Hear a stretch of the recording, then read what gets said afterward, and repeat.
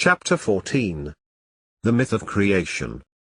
A walker in mountainous country, lost in mist, and groping from rock to rock, may come suddenly out of the cloud to find himself on the very brink of a precipice.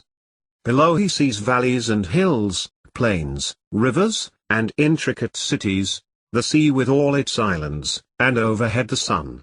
So I, in the supreme moment of my cosmical experience, emerged from the mist of my finitude to be confronted by cosmos upon cosmos, and by the light itself that not only illumines but gives life to all. Then immediately the mist closed in upon me again. That strange vision, inconceivable to any finite mind, even of cosmical stature, I cannot possibly describe.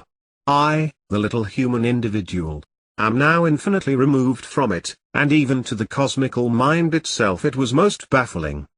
Yet if I were to say nothing whatever of the content of my adventure's crowning moment, I should belie the spirit of the whole. Though human language and even human thought itself are perhaps in their very nature incapable of metaphysical truth, something I must somehow contrive to express, even if only by metaphor. All I can do is to record, as best I may with my poor human powers, something of the vision's strange and tumultuous after-effect upon my own cosmical imagination when the intolerable lucidity had already blinded me, and I gropingly strove to recollect what it was that had appeared. For in my blindness the vision did evoke from my stricken mind a fantastic reflex of itself, an echo, a symbol, a myth, a crazy dream contemptibly crude and falsifying.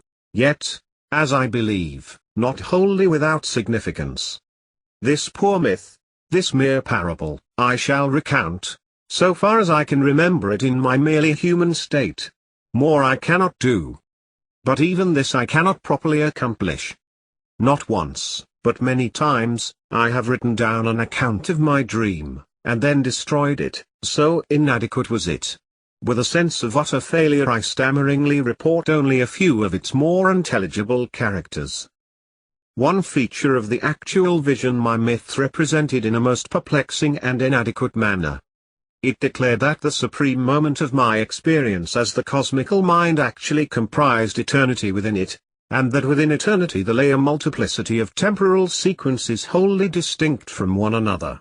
For though in eternity all times are present, and the infinite spirit, being perfect, must comprise in itself the full achievement of all possible creations, yet as could not be unless in its finite, its temporal and creative mode, the infinite and absolute spirit conceived and executed the whole vast series of creations. For creation's sake the eternal and infinite spirit entails time within its eternity, contains the whole protracted sequence of creations. In my dream, the Star Maker himself, as eternal and absolute spirit, timelessly contemplated all his works, but also as the finite and creative mode of the absolute spirit. He bodied forth his creations one after the other in a time sequence proper to his own adventure and growth. And further, each of his works, each cosmos, was itself gifted with its own peculiar time, in such a manner that the whole sequence of events within any single cosmos could be viewed by the Star Maker not only from within the cosmical time itself but also externally, from the time proper to his own life, with all the cosmical epochs coexisting together. According to the strange dream or myth which took possession of my mind, the Star Maker in his finite and creative mode was actually a developing, an awakening spirit. That he should be so, and yet also eternally perfect, is of course humanly inconceivable, but my mind, overburdened with superhuman vision, found no other means of expressing to itself the mystery of creation. Eternally, so my dream declared to me, the Star Maker is perfect and absolute, yet in the beginning of the time proper to his creative mode he was an infant deity, restless, eager, mighty, but without clear will. He was equipped with all creative power. He could make universes with all kinds of physical and mental attributes. He was limited only by logic. Thus he could ordain the most surprising natural laws, but he could not, for instance, make twice 2 equal 5. In his early phase he was limited also by his immaturity. He was still in the trance of infancy. though the unconscious source of his consciously exploring and creating mentality was none other than his own eternal essence. Consciously he was at first but the vague blind hunger of creativity. In his beginning he immediately set about exploring his power. He objectified from himself something of his own unconscious substance to be the medium of his art, and this he molded with conscious purpose. Thus again and again he fashioned toy cosmos after toy cosmos. But the creative star maker's own unconscious substance was none other than the eternal spirit itself, the star maker in his eternal and perfect aspect.